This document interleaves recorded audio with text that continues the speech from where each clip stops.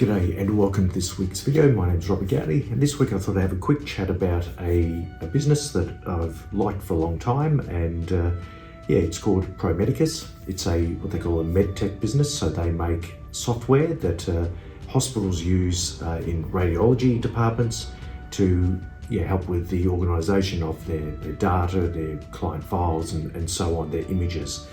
And Pro Medicus has been seen to be tremendously overvalued for a long time, and it's been a smaller business and obviously it's growing very quickly, so it's very hard to value these businesses. So I thought I'd go through a bit of a dive to understand how it's valued and what are the metrics that are used. And the one ratio that is generally used is the PE ratio, the price to earnings ratio. And what this number represents, this ratio represents, is for every dollar of earnings or profit, it's how many times that dollar investors are prepared to pay to own a share. So for example, the average across the market is generally somewhere between 16 and 18 times its earnings. So a PE of say 17, for example, that for every dollar of earnings, you would buy a share for $17. So that's a PE of 17. Now at the moment, Pro Medicus is at a PE ratio of 138.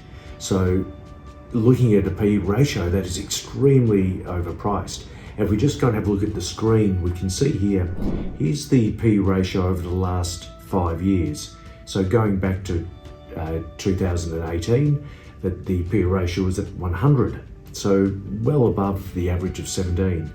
And June of 2021, it was actually 200 or just under 200 PE ratio. So for every dollar of profit or earnings, investors were prepared to pay $200. So there's a huge disjoint there. Now the reason for that is that the PE ratio is really a backward-looking ratio.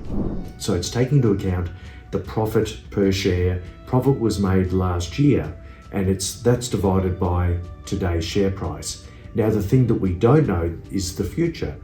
How well will this business go in the future? And that's the difficult thing, to how many contract wins are they going to get? Is that going to continue at the same rate?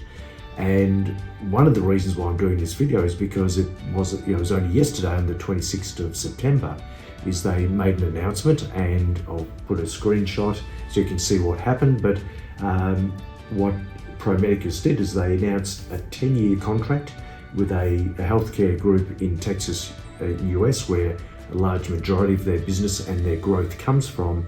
And that 10-year contract is it's $140 million over that 10-year time frame. So a significant boost for the revenue and the profitability of this business. And and this is the difficult part to know, is what's ahead. Because PE ratios are a backward-looking tool and a bit of a blunt axe. But if they keep winning contracts and keep doing particularly well like they have done, then investors are prepared to pay. Where it could go wrong is if they underperform, they lose clients, or the rate of new contracts reduce substantially, then we would see the price to earnings ratio decrease substantially as the share price would come down in anticipation. But for the moment, Pro Medicus is doing extremely well.